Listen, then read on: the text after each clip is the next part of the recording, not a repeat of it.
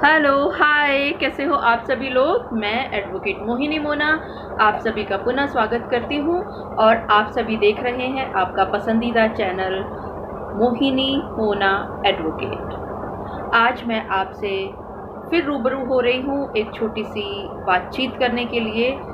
बहुत सारे लोग वैक्सीनेशन नहीं करवा रहे हैं, बहुत सारे लोग लापरवाही बरत रहे हैं, या बहुत सारे लोग ये कह रहे हैं कि वैक्सीनेशन करवाने के बाद भी अगर कोविड आएगा तो फिर वैक्सीनेशन गलत है। तो मैं आपकी भ्रांतियां दूर करने के लिए आई हूँ। सबसे पहले मैं आपको बताना चाहूँगी कि वैक्सीनेशन की 2 डोजेज़ होती हैं, चाहे आप कोवैक्सीन लगवाएं चाहे आप कोविशील्ड लगवाएं, लेकिन उस दोनों की दोनों डोजेस होती हैं। मान लीजिए आपने कोवैक्सीन लगवाई, कोवैक्सीन के लिए आपने एक बार रजिस्ट्रेशन करवाया, उसके लिए दोबारा रजिस्ट्रेशन करवाने के लिए ज़रूरत नहीं है सेकेंड डोज के लिए। फर्स्ट डोज के लिए आपने रजिस्ट्रेशन करवा लिया और उसके बाद आपने डोज ले ली। उसके बाद 28 दिन से 42 दिन के बीच में आप कभी भी जा सकते हैं और कोवैक्सीन का सेकेंड डोज आप ले सकते हैं। ध्यान रखिएगा, अगर आपने फर्स्ट डोज कोवैक्सीन की ली है तो सेकेंड डोज भी कोवैक्सीन की ही लेनी होगी। अगर आपने फर्स्ट डोज कोविशील्ड की ली है तो आपकी सेकेंड डोज भी कोविशील्ड की ही होगी और ये सभी को लेनी बहुत ज़रूरी है।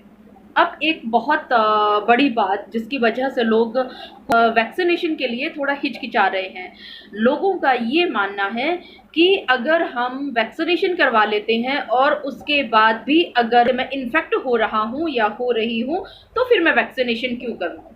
इसकी एक छोटी सी बात है, अगर आप ये वैक्सीनेशन करा लोगे तो इसकी गारंटी तो ये नहीं है कि आपको कोविड नहीं होगा, लेकिन ये वैक्सीनेशन कराने के बाद एक शील्ड की तरह आपका काम करेगी।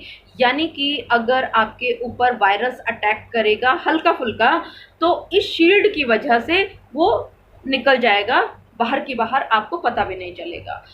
मान लीजिए आपके ऊपर बहुत हैवी इन्फेक्शन ने इन्फेक्टेड करने की कोशिश की, आपके सामने शील्ड थी तो वो यस आपको इफ़ेक्ट तो करेगा, लेकिन वो उसका 75% तक उसका प्रभाव कम कर देगा और 20 से 25% ही वो आपकी बॉडी को इन्फेक्ट कर पाएगा इस शील्ड की वजह से, और आप बहुत जल्दी ठीक भी हो जाएंगे और आपकी बॉडी को उतना नुकसान भी नहीं पहुंचेगा जितना आप वैक्सीनेशन अगर ना कराते तो आपकी बॉडी को नुकसान होता। तो ध्यान रहे, आप सभी ने वैक्सीनेशन करवाना है। गवर्नमेंट की गाइडलाइंस भी है कि आपको वैक्सीनेशन ज़रूर कराना है। पहले ये 45 ईयर्स से ऊपर के लोगों के लिए ही सिर्फ मान्य था, लेकिन अब 18 साल से ऊपर के लोगों के लिए भी इसकी शुरुआत हो चुकी है। हालांकि रोहिणी कोर्ट में अभी थोड़ा सा टाइम लग रहा है 18 साल से ऊपर के लोगों को वैक्सीनेशन कराने के लिए। हाँ, इसमें अथॉरिटीज़ से बातचीत चल रही है और वो लगभग लास्ट स्टेज पर है। कभी भी आपको सूचना मिल जाएगी कि आप 18 साल से ऊपर के अगर वकील हैं या आप कोर्ट स्टाफ हैं या आपके फैमिली मेंबर्स में से कोई भी 18 साल से ऊपर का है तो वो भी वैक्सीनेशन करा सकता है। उसकी सूचना मैं बहुत जल्द आपको अगले वीडियो में दे दूंगी, जैसे ही ये शुरुआत रोहिणी कोर्ट में हो जाएगी। तो याद रहेगा ना आप सभी को, आप सभी ने अपना वैक्सीनेशन ज़रूर कराना है। लेकिन हाँ, वैक्सीनेशन कराने के बाद लापरवाही नहीं होनी चाहिए। आप ये ना सोचें कि अगर आपने वैक्सीनेशन करा लिया और फर्स्ट डोज के बाद आपने सेकेंड डोज भी ले ली और आपकी एंटीबॉडीज़ डेवलप हो चुकी हैं तो आप बिना मास्क के, बिना ग्लव्स के या ऐसे ही कहीं किसी को भी आलिंगन करना शुरू कर दो, हाथ मिलाना शुरू कर दो, तो ये गलती आपने कतई नहीं करनी। तो आइए कुछ सावधानियों के बारे में बात करेंगे। जैसे कि आप देख पा रहे हैं, मैंने एक मास्क लगाया हुआ है। एक मास्क के बाद अगर आप कहीं बाहर जा रहे हैं तो आप बल्कि डबल मास्क लगवाएं। एक गलती जो अक्सर लोग करते हैं वो क्या करते हैं कि मास्क तो लगा लिया, लेकिन जैसे ही वो किसी से बात करेंगे तो वो थोड़ा सा, मैं एक मास्क से दिखाती हूँ, वो क्या करेंगे हल्का सा इसको ऐसे कर लेते हैं। ये एंड उसके बाद अगर किसी से भी पूछा जाए कि आपने मास्क नहीं लगाया, अरे मैंने मास्क लगाया तो है। ध्यान रहे, आपने मुंह पे मास्क लगाया है यानी कि आप अपना इन्फेक्शन किसी को नहीं दे रहे, लेकिन नाक से आप सभी का इन्फेक्शन ले रहे हैं। तो ये बहुत ही डेंजरस सिचुएशन है। आपको हमेशा नाक के ऊपर तक ऐसे कवर करके आपने हमेशा मास्क को लगा करके रखना है। इसके अलावा अगर आप कहीं बाहर जा रहे हैं तो आप हाथों में ग्लव्स पहनना ना भूलें। अपनी बॉडी को पूरा कवर करके रखें ताकि इन्फेक्शन का कोई भी जरिया ना रहे। हो सके तो अपने बालों को कवर करके चलें।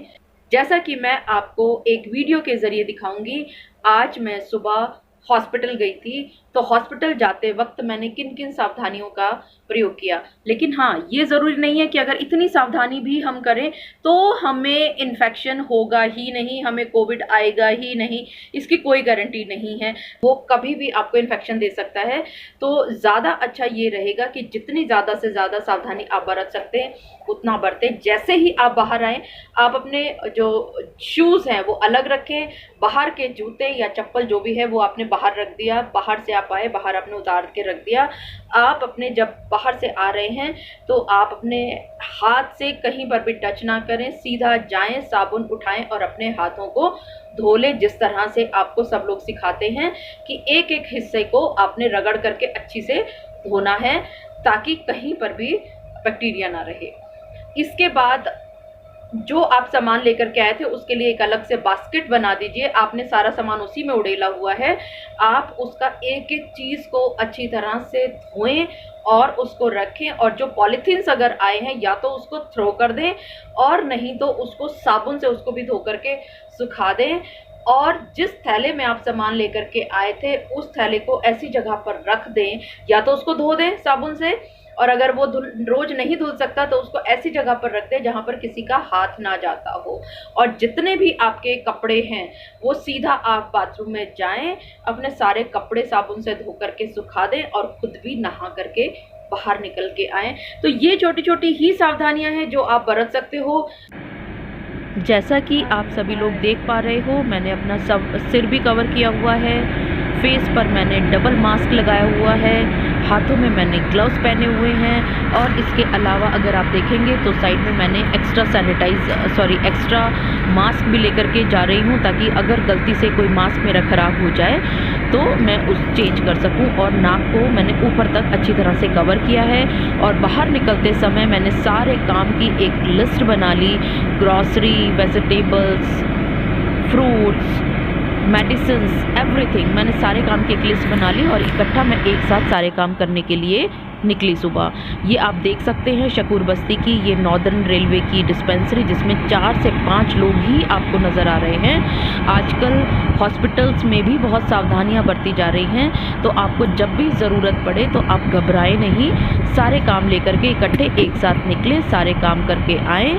घर आते ही सारे सामान को डिसइंफेक्ट कर दें, सारे कपड़े बदल के धो दें और खुद भी नहा लें। बिल्कुल ना डरें, डर से जीतना ही होगा। तो आप सभी ने इस छोटे से वीडियो के ज़रिए देखा कि जब मैं बाहर निकली तो मैंने अपने आप को कितना कवर किया हुआ था। बहुत सारे लोग ऐसे में ये भी कह देते हैं, अरे ये तो सनकी है, इसकी बातों में क्या सुने। ये सनकपन नहीं है। अगर मुझे अपने आप को बचाना है, मुझे अपने परिवार को बचा करके रखना है, तो हाँ, ये प्रिकॉशंस मुझे लेनी ही होंगी। अगर मैंने ये प्रिकॉशंस नहीं ली तो वो दिन दूर नहीं जब मैं भी इन्फेक्टेड हो जाऊंगी और मेरे परिवार भी इन्फेक्शन में आ जाएगा। आई होप आप सभी को मेरी ये दी हुई जानकारी अच्छी लगी होगी। अगर आपको ये जानकारी अच्छी लगी तो प्लीज़ इसको बाकी लोगों के साथ शेयर करना ना भूलिएगा।